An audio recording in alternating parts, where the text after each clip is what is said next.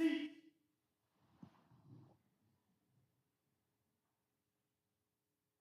right, good afternoon. Welcome to our first guest speaker of the year. Ms. Grace Laster attended Marion Military Institute in 2019 as an SAP cadet, where she earned an appointment to the U.S. Naval Academy. After her time at MMI, Grace went on to face many unforeseen challenges and obstacles. Through her perseverance and never quit attitude, Grace learned how to face, fight, and overcome whatever life throws at her. Now relying on the lessons of service and leadership that she learned here at MMI, she wants to help you do the same. Serve, lead, and never quit. Please welcome Ms. Grace Laster.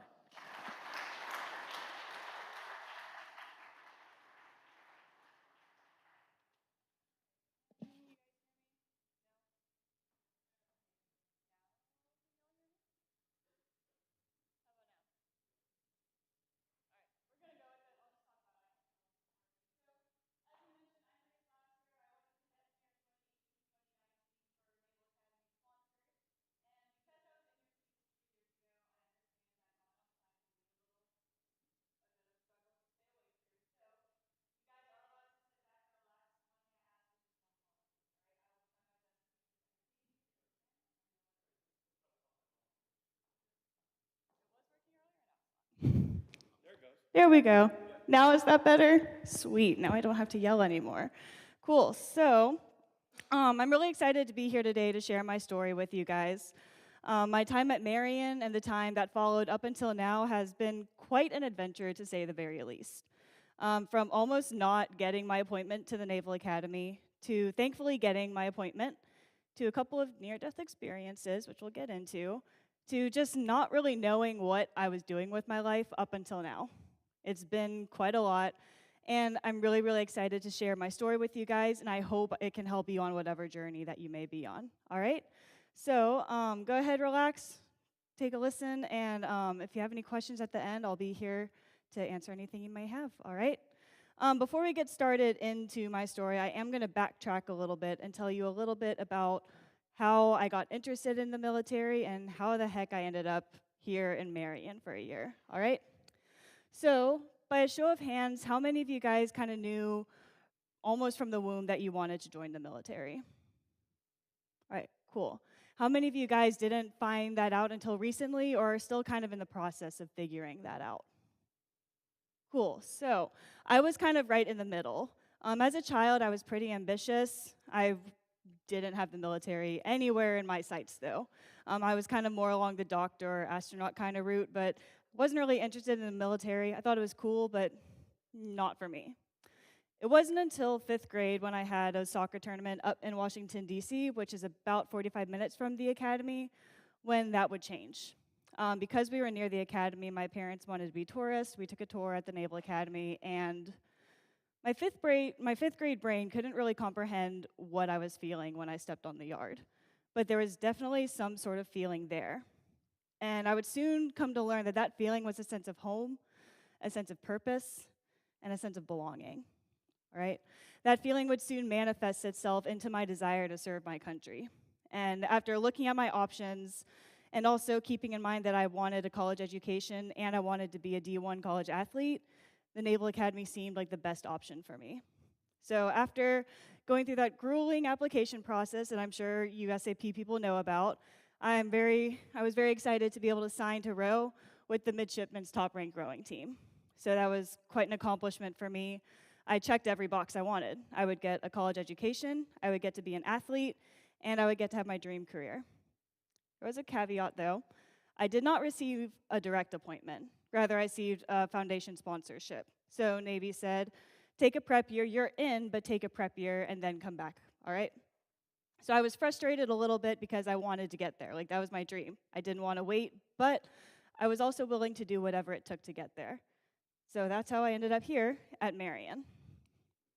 All right, so there's me, some of my friends here a couple years ago. My first semester at Marion was really, really great. I had good friends, became a squad leader, making good grades, learning military bearing, just getting ready for that military lifestyle that I wanted, right? Second semester, though, we fell off the tracks just a little bit. You can ask Menning back there all about it. He'll tell you all the stories about it. Me and my friends made a very stupid decision to drink in the barracks, which we shouldn't have done. We were caught, and of course, I was freaking out. I had all the TAC officers basically begging me to get out of their offices because that was the first time I'd broken the rules. I didn't know how to handle it. Yeah, ask any of them about it. They were kind of done with me. But because it was my first offense, because I had a good track record, and because it was very clear I was never going to break the rules again, they weren't going to tell the academy. It was more of a slap on the hand telling you, hey, this is what happens when you mess up, don't do it again. So I learned my lesson, got a DO, did my penalty hours, everything was good, right?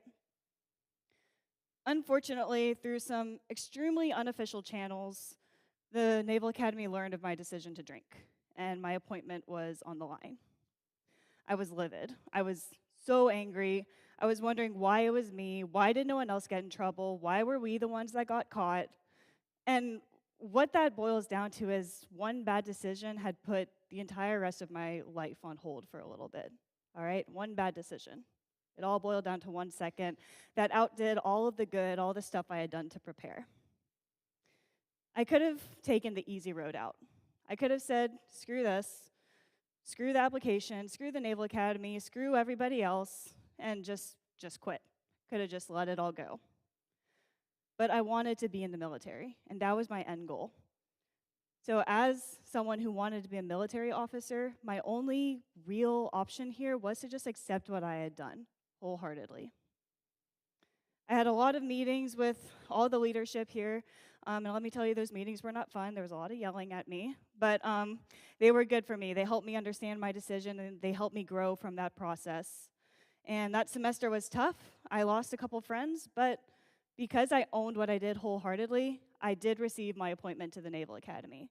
And on June 27th, 2019, induction day, I stood in Tecumseh Court, raised my right hand, said the oath of office, and was inducted as a midshipman into the United States military, or United States Naval Academy. All right? So you would think that'd be the end of my story. You know, we started off good, had a little bit of trouble, came back stronger, achieved my goal, right? This isn't where it ends. This is just where it begins. But before we get into all that fun stuff, who here is trying to get to a service academy? Cool, so a good amount of you guys. I'm sure we all know of the famous I-Day or R-Day, I think is what West Point calls it, right? So a little bit of information before you get there. You're going to feel like a chicken with your head cut off, no doubt about it. You're not really going to know what's going on, and you could be doing every single thing right, you're still wrong. All right, so don't take anything your detailers tell you personally. Their job is to break you down, to build you back up as a better leader, okay? So hope that helps. If you guys have any more questions or want to learn more about it, come find me after. Cool? Cool.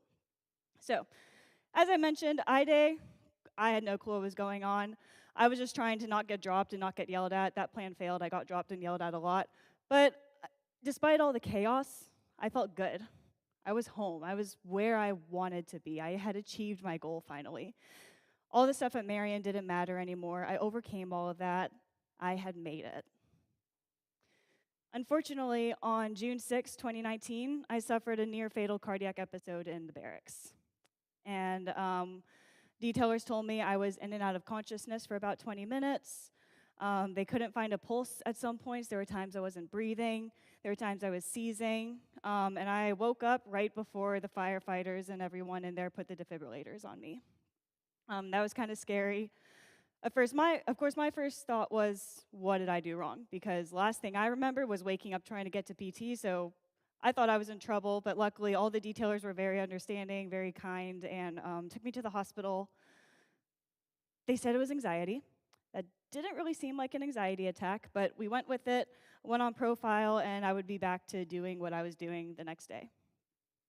Unfortunately, I kept on having episodes, and they wouldn't stop. And it was at that point we knew this wasn't just anxiety. So we went back to the hospital, and after what felt like days of labs and tests and blood work, just trying to figure out what the heck was going on with me, we learned that I have a rare and life-threatening heart condition called long QT syndrome. What that is we see the picture on the right. We see all the letters on there. I don't know if it's too small for you guys. Those are your heart intervals of your heart beating. The interval from the letter Q to the letter T is your heart resetting or something of that sorts. My QT interval is way too long, so my heart takes a very long time to reset. But the problem with that is my heart will try to beat before it's reset, which leads to everything getting out of sync, and it leads to heart rhythms that look like that one on the bottom, and it doesn't really look like a heart rhythm, right? So that was mine. That was actually taken from my EKG. And obviously, we can't really leave that untreated, right? So, of course, my first thought was, can I still serve? Can I still be in the military? Can I stay at the Naval Academy? Initially, we thought that we could, but I kept on having episodes, and they were bad. And it was at that time I was told I would need medication, and I would need a device to make sure my heart worked properly. And that those two things combined deemed me non-commissionable via military standards. I was also told I might not be able to ever row again, I might not be able to work out again. All this stuff that was a part of who I was told I might not be able to be that person anymore because we didn't know how my heart would handle it. That was a lot for me to take in. It had happened so quickly. I had made it to my dream school, and just like that, it was taken away by something I couldn't control. I was begging to stay. I was crying. I tend to have a lot of meetings with high-ranking military officers. I was crying to a captain in the Navy, begging her to let me stay. But just because of the risk that this condition imposed, I couldn't. So I had to be medically separated from the Naval Academy. And after a long day of filling out paperwork, packing, I came back home to Nashville and got my surgery. That little metal thing, it's about that big. That's what I have in my heart right now. It paces my heart, and it also is meant to shock me if my heart decides to ever go off the tracks again, which hopefully it won't. But I like to call myself Iron Man now because I have metal in my heart, so kind of cool. But that's where we were. We got back to Nashville, and I was stuck. I was frozen. You know, I had the next 20, 30 years of my life planned out, and just like that, I was lost again. I had no clue what was going on. But I didn't really want to focus on the bad stuff, so I decided, you know what, maybe I'll just keep going to college. I'll keep trekking along. So I applied to a college literally a week after surgery, which I probably shouldn't have done, but I got accepted, and I went out to school at a small college near Knoxville, Tennessee. And that year was really, really difficult. I refused to grieve. I refused to accept what had happened. I was pushing people away. I was failing classes. It got so bad, I almost dropped out of college. I would have been done. But despite everything going on, all the failing, all the bad relationships, all the drinking that was happening, there was always this little voice in my head that told me to keep on going. And I don't know what that voice was. I don't know why it was there. I don't know why it was telling me to keep on going, but I listened to it. And there were some days that were hard. There were some days I didn't go to class. Some days I didn't want to get up. But for the most part, I tried my best to listen to that voice and keep on going. Eventually, after one really, really difficult night, I said, I can't do this anymore. I can't keep living like this. I can't keep letting the past distract me from what my future should be, whatever that future was. Military wasn't going to happen, and that was sad, but I had to accept it, and I had to use that and figure out what my next path was, what my new purpose was. So after that really hard night, I did some reevaluating, and I decided to restart. I started over. I decided to move to a new college near Nashville, Tennessee, where I'm from, so that way I could be around my support system. I found a new college major that more closely aligns with what I'm passionate about. I was a chem major, discovered that was not for me. So we discovered a different major that aligns a little bit more closely with my passions.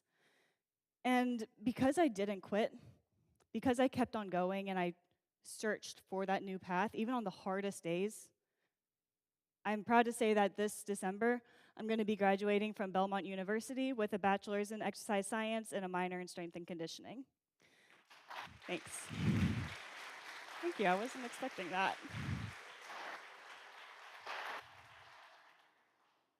Yeah, I'm also finishing up my application to grad school at Middle Tennessee State University, where I hope to get my master's. After that, I hope to go get my PhD, hopefully from Auburn, War Eagle, to get my PhD in kinesiology. During the past 2 years, I've had a really great internship at a local high school, working with athletes in the strength room with the football team, learning how to do treatments, learning the science behind the treatments. And all of that, deciding to find that new passion of mine, gave me a new reason to get up every single day. It gave me a reason to persevere, gave me a reason to keep on going. All right? Additionally, I fell in love with shooting sports. That was really great because it gave me a competitive outlet. Like I said, I signed to be a D1 college athlete. That didn't happen anymore, and so that was a piece that was missing from my life. And lo and behold, shooting has competition. So I started doing that. I've fallen in love with it. I've also become a firearms instructor, and so that's been another really, really cool thing to teach all these other people how to shoot, how to improve, how to be safe. So that's become another passion of mine. It's given me another reason to wake up. So we had those two things. We've got the new thing that we want to study. We have the new career path with firearms that we enjoy. But there was still that one thing missing, and that was the military, quite frankly. I understood I couldn't be a part of it. But just because I couldn't join, there wasn't a reason I couldn't somehow work with the military. So a couple of years ago, I had the idea to start a new business. It's kind of on hiatus right now as I finish graduating, figuring out where I want to go with it. But I started a business called Ironheart Training. And the dream for this is to eventually, after I finish all my schooling, have it become a research institute or foundation. Research the body, research exercise, research recovery methods, all the fun stuff, and take that research and apply it to athletes and our military. All right? Kind of do a contract system because military operators are athletes in a way. So this is my in. I can take all the passions that I have and I can apply it to shooting, apply it to the military, and keep doing research, which is what I really love, as nerdy as it sounds. But if I had chosen to drop out of college, if I had chosen to quit 2 years ago, this wouldn't be happening. I would have never had this idea. All right? I don't tell you guys my story for pity or to brag about myself.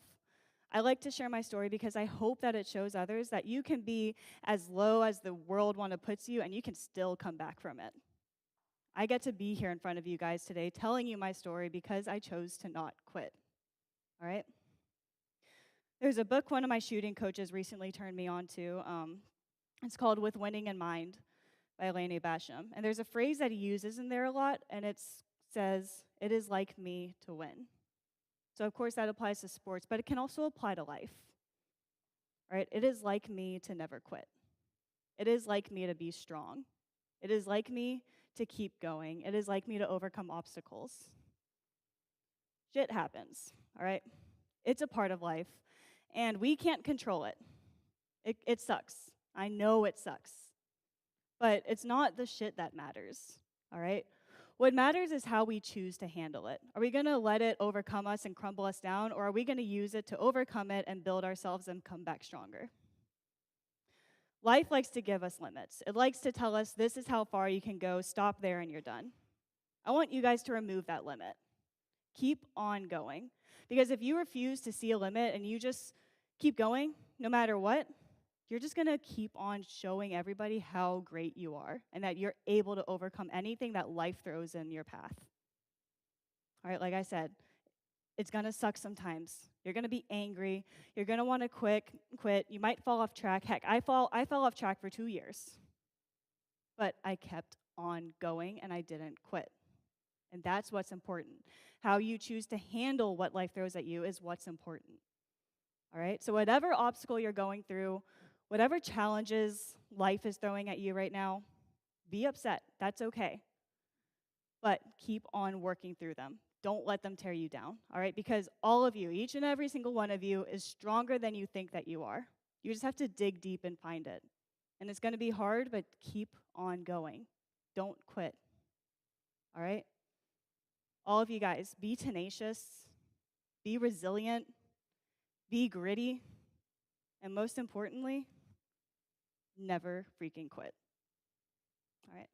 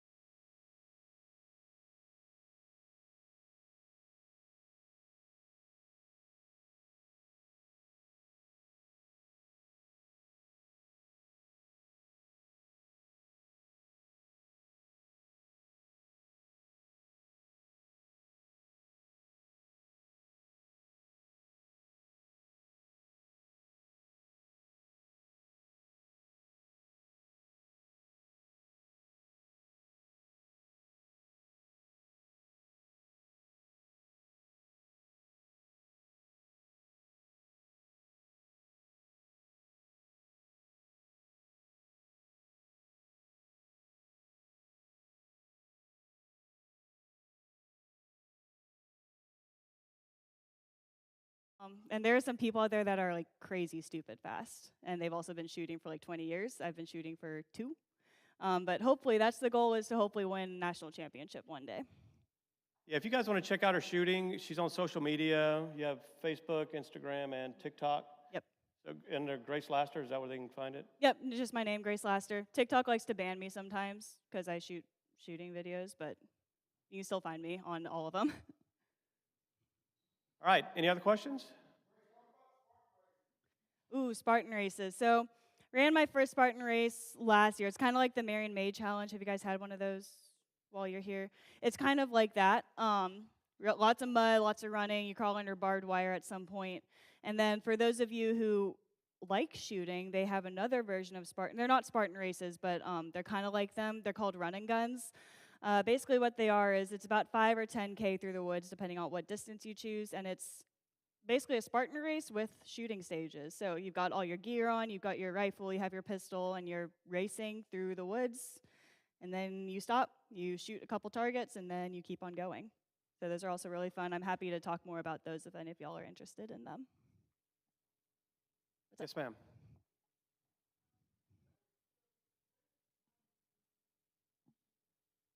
For just in general, or just in general? So currently my favorite type of competition is pistol shooting. So I shoot a handgun. Right now I shoot a SIG. And then for the biathlons that I do, which is the 2-gun competitions, that's any sort of rifle. Right now I'm using a custom AR, and then any sort of pistol. So I'll use my Glock for those because they're a little bit more durable with mud and everything. Anybody else? What's up?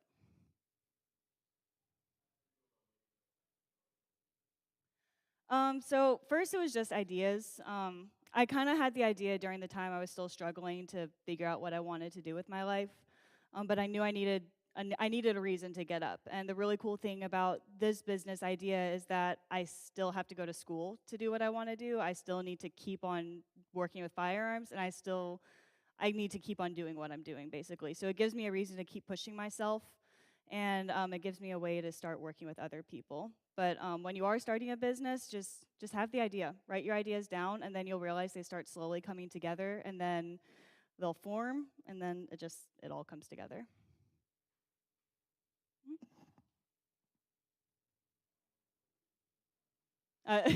It's just my name, Grace.Laster. There's a picture of me with a rifle on the home page. Yeah. I'm sorry. All right, go ahead. Originally, I wanted to be a chemistry major. As hard as that sounds, if I was chem major at the Naval Academy, I didn't have to really do chemistry for my job. I could do it for fun and then go do military stuff. So, but I liked it. The professor that was our chem teacher here when I was here was really great, and so he kind of helped me figure out what I wanted to do with that while I was here. Yeah, go ahead, up top. You know Stevenson? I don't know if he left 2 years ago, left 2 right? years He ago. left right before you guys, I think, He got left. here. He was really cool, though. Yeah. Other clubs, I part of the shooting club, shooting team, and I have to think way back to what I was doing. I was part of other stuff. I honestly can't remember. I kind of did a little bit of everything. Yeah, I was kind of all over the place. I'll have to look back at what I did. Sorry. Yeah.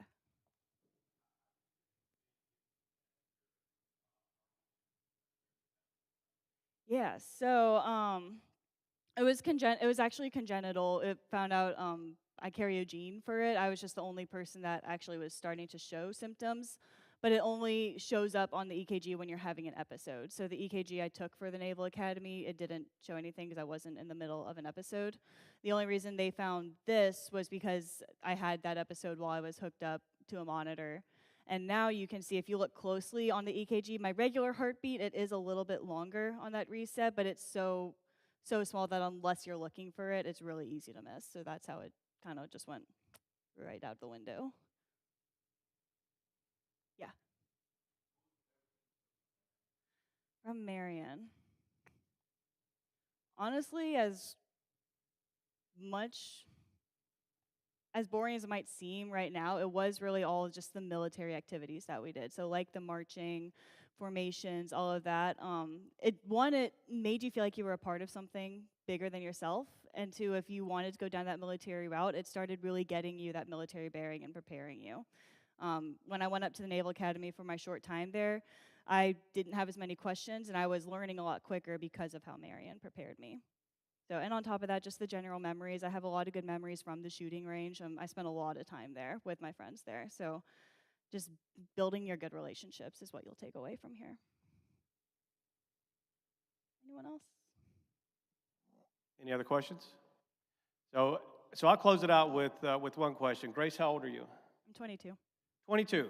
So you guys are just right behind her, okay? So Grace has had enough obstacles to fill a lifetime, but her grit, her tenacity shows that she's able to overcome that. So as you guys go through the school year here, think about that. You know, is that test too hard? No. You know, study. Show some grit. Get through it, okay? All right, so Tucker, I want to go ahead and bring you up here so we have a little gift for you, Grace. Thank you.